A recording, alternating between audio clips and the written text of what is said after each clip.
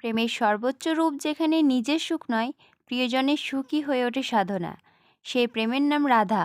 বৃন্দাবনের প্রতিটি ধুলো, প্রতিটি নিঃশ্বাস আজও সাক্ষী সেই নিঃস্বার্থ প্রেমের। এই গল্প হলো রাধারানীর, যেখানে কৃষ্ণ নাম নয়, রাধা নামেই ধ্বনিত হয় প্রেমের চূড়ান্ত ত্যাগ। চলুন আমরা ফিরে যাই সেই বৃন্দাবনে, যেখানে নাম উচ্চারণেও ছিল প্রেমের নিয়মে বাঁধা। সেই বৃন্দাবনে ছিল এক অদ্ভুত নিয়ম। নন্দবাবা প্রহরীদের কঠোরভাবে বলে রেখেছিলেন কেউ যেন কৃষ্ণ নাম মুখে না আনে, কারণ গোপীরা যদি কৃষ্ণের নাম শুনতেন তবে বিরহে এতটাই ব্যাকুল হয়ে পড়তেন যে স্বাভাবিক থাকা অসম্ভব হয়ে যেত। রাধারানীর সামনে কেউ যদি কৃষ্ণ নাম উচ্চারণ করত তবে তিনি দিনের পর দিন মূর্ছিত হয়ে পড়ে থাকতেন। প্রেমের এই স্তরে প্রিয়তমের নাম আনন্দ আনে না, বরং জাগিয়ে তোলে অসহনীয় বিরহ বেদনা।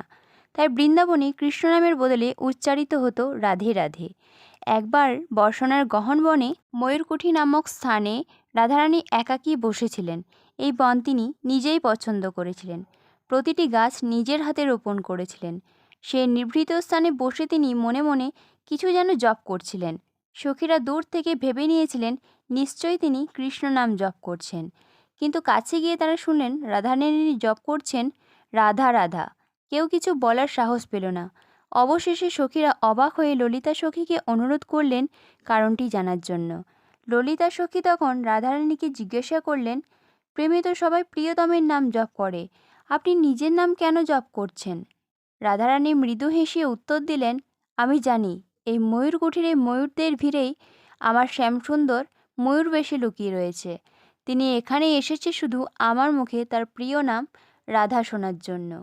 আমি যদি কৃষ্ণ বলি তবে আমি সুখ পাব, কিন্তু যদি রাধা বলি তবে আমার প্রিয়তম সুখ পাবেন, আর প্রিয়তমের সুখেই আমার আসল সুখ। এই কথা শুনে সখীরা বললেন, এটাই প্রকৃত প্রেম, যে প্রেম নিজে আনন্দ খোঁজে না, বরং প্রিয়জনের সুখের মধ্যেই নিজের আনন্দ খুঁজে পায়। রাধারানীর এই নিঃস্বার্থ ত্যাগ আর গভীর প্রেমেই তাকে করেছে প্রেমের মহারানী।